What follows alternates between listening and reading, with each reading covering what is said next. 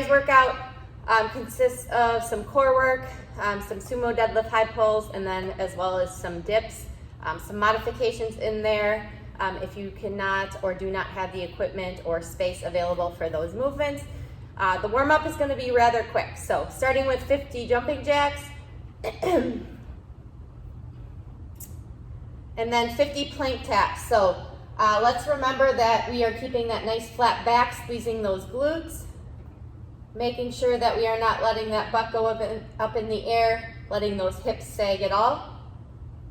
And then we are just using our hands to tap the opposite shoulder. So when we do that, just making sure that we are not letting that hip rotate and opening up that chest. We still want to stay in that nice, stable, flat back position. So 50 of those, that would be 25 each side. And then 10 single leg RDLs. So no weight for this, just trying to get that hip hinge opened up a little bit, hamstrings warmed up a little bit. So 10 each leg, making sure we're taking nice and slow controlled movements. As you can see, hinging at that hip, not just bending over and touch that toe. So you should feel it in your glutes and your hammies. All right, so a nice quick warm up there, taking us into getting our movements for the actual workout warmed up. So as I said before, we have sit-ups, sumo deadlift, high pulls, and then dips. So for our sit-ups today, you guys can use an ab mat and treat it just like an ab mat sit-up. If you do not have an ab mat and you are not uncomfortable laying in the same position, you can perform it the same way. Otherwise, if you have some sort of towel, t-shirt, sweatshirt, you can actually roll that and put that under exactly where that thick part of that ab mat could be. All right. If that is not an option, we can go to a tuck crunch. So we did the tuck crunch on Monday. That is where you, and then just touch your toes. All right, and then if we have to, we can do a hollow rock as well. For some reason we cannot be on our back, we can just go to a plank hold, hold that plank for 30 seconds. All right, so tons of options there for our core work. And then moving on to sumo deadlift high pull. So kettlebell or dumbbell, or really any other object that you have sitting around at home. So sumo deadlift high pull, sumo meaning that our hands are going to be between our legs. And then making sure we still keep that nice flat back that we always do when we deadlift or do any sort of hip hinge movement. Remember that nice tight core. Good. All right, so for a sumo deadlift high pull, we have a wider stance. Hands are going to be between our legs, shoulders over the object, and then we are standing up with that object. And then when you get to the waist, I want you to imagine zipping up your coat with both arms. So both elbows are going to go high and back. Object is going to go right below your chin.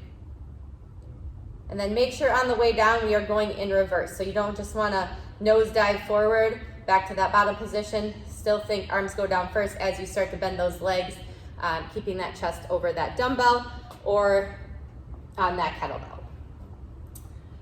If for some reason the way you're holding your dumbbell isn't the vertical way, you do not need to touch the object to the ground per se. Just go to that mid-chin position just like we would normally do.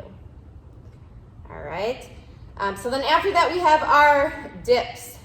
So dips, just like we did the other day, you can get onto a bench, a chair, a couch, anything that's really a stable object. And you are going to walk your feet out and then lower yourself down. Good. You should feel this in your triceps.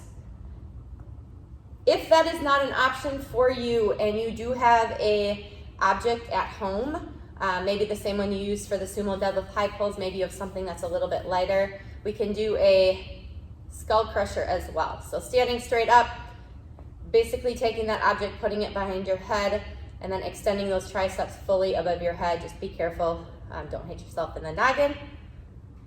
And then slowly lowering it down. Just make sure with that one you're not going super, super fast. You still want to feel in your triceps just like we did with the dips. All right, so those are our 3 movements for conditioning today. So how the conditioning works. We have 4 sets. It is 3-minute AMRAPs. So you are gonna work for 3 minutes, then you're gonna rest for a minute, and you're gonna repeat that 4 times. All right, so 3 minutes of work, 1 minute of rest, 3 minutes of work, 1 minute of rest, 3 minutes of work, 1 minute of rest. 3 minutes of work. I actually don't know if I just said 5 or 4, but it's 4 total. When you finish a round, so say I get through the 15 sit-ups, 15 sumo deadlift high pulls, and 15 dips 2 times, and I'm on my 3rd round as that 3 minutes expires. Say I'm 12 sumo deadlift high pulls into the 15 at that 3-minute mark. When that next interval starts, I start on that 13th rep. So you pick up exactly where you left off if you're keeping track. So it'll be total rounds plus reps. All right, so 12 minutes total of work on that part. When you're done with that and your heart rate's down a little bit, strength for tomorrow, we have 4 sets of shoulder press. So shoulder press, remember that we are not dip driving. Feet are gonna be underneath your hips, keeping that back nice and straight, chest up, making sure that we are not arching that back if it gets heavy or we start getting fatigued.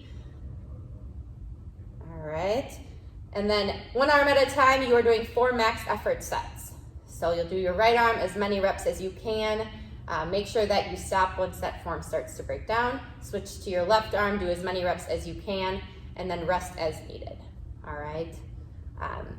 Cool down for tomorrow. Make sure that you guys get some iron cross in. So iron cross laying on your stomach, flipping those feet up and over, opening that chest shoulder up.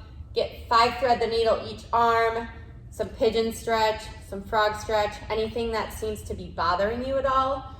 Just get a little bit of mobility in when you're done. All right, have an awesome day, guys.